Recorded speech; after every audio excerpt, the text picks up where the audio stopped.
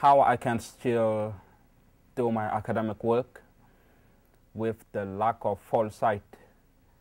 And it's possible. I'm in my 4th year, yet I can't see very well.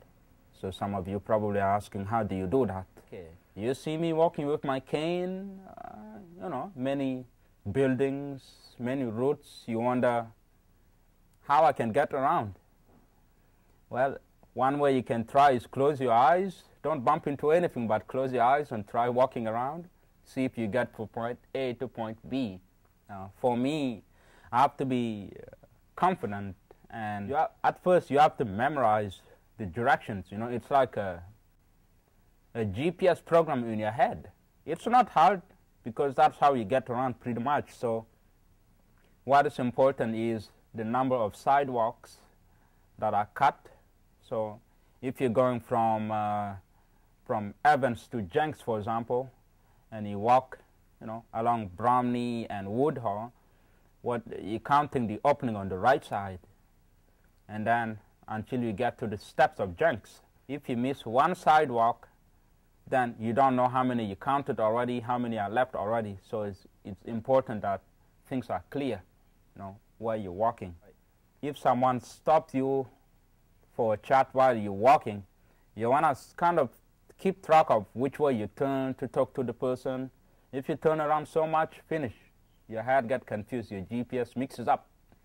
And then you have to ask, which way am I going again?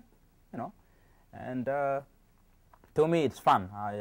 The obstacles are my daily buddies. I'm not afraid of them so much, but it's important that people keep things out of the way. I have a laptop with a voice, a screen reader called JAWS that read what is supposed to come on the screen. So I can turn off the screen and the voice will still read me everything. It's due to also read and any key that you hit. So all the alphabet you hit it will speak out loud to confirm that you have hit the right key.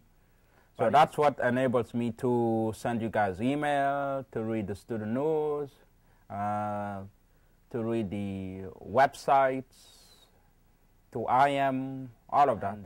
Some of you ask how I access my books. My primary format, my preferred format would be Braille. It's very hard to find textbooks in Braille. Either they exist and they're hidden somewhere, hard to find, or they don't exist. During my 4 years, only 2 or 3 of my classes, I was able to find books in Braille. So you can see how frustrating that is if it's your...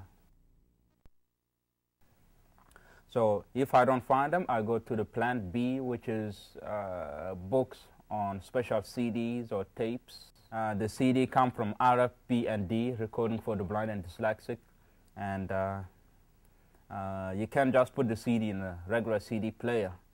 That's because the machines are designed so that you can jump to any page. Just like you open a page, you flip it to any. So that's the special feature. And you can also jump to chapters and sentences. So that's something new that helps me out when I don't find textbooks in Braille. So far for the 4 years, I've been blessed with a wonderful prof, and they just want to work closely and help me get the work done. The latest one, Dr. Craig Story, Human Biology, he's been so dedicated, even using IM, you know, to give me the information needed. So, a few weeks before the class, I would send an email to the prof, let them know what they should expect, what will be coming, because once they're aware of the disabled person in the class, it helps. We get their attention a little bit, and you know, you're only 1 out of 15, 20, 80-something students, so it will be hard for the prof to remember that you're the only one that need a little bit more help than the others. So in the past, you know, NC will post a message looking for volunteers that will be willing to read me the textbooks, and it's so neat. In 2 days, about 20 people will reply so quickly, you know, desperate to jump in. And then I was given the names, and I assigned them. So I schedule them like a manager, and that's cool because I get to manage my volunteers, and they read me the pages. So we work together that way to get some of the works of past classes done. After knowing all of these, you know, you find a blind person in the future, you will know exactly what to do, and that will be a great sign of the verses in the New Testament, you know, that guides us into love your neighbors. You know, the parable about you see a bounded person in the street, do you pass or do you help him? So do you see a blind person in the street, do you help him or do you just pass?